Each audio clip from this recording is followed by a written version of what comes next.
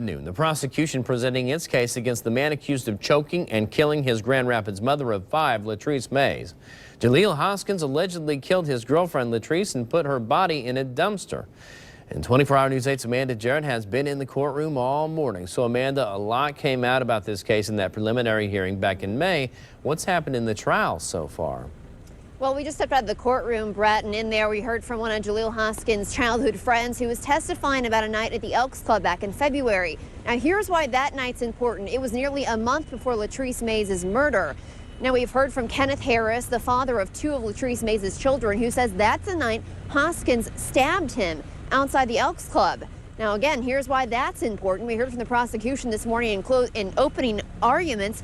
And then they say that that's the sole motive behind this murder. They say that the reason Jaleel Hoskins allegedly killed Latrice Maze is to keep her from going to police about that stabbing. She was concerned about losing custody of her kids due to that stabbing if they found out she was connected to it through Hoskins. And he was out on parole, didn't want to go back to prison.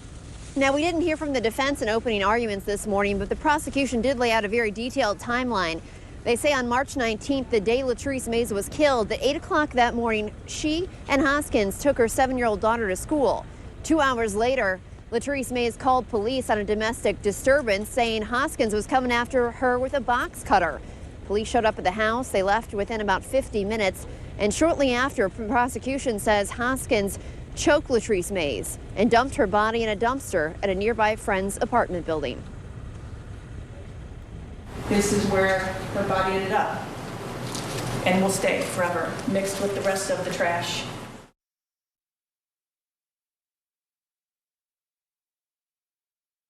Now, the defense did say this morning in court they're going to use a self-defense argument in this case. They believe that will come to light during this trial. But from what we know, the prosecution's scheduled to call more than a dozen witnesses in this case. So we're going to continue following this case throughout the process. Again, just very early here in the trial. Live in Grand Rapids, Amanda Jarrett, 24-Hour News 8.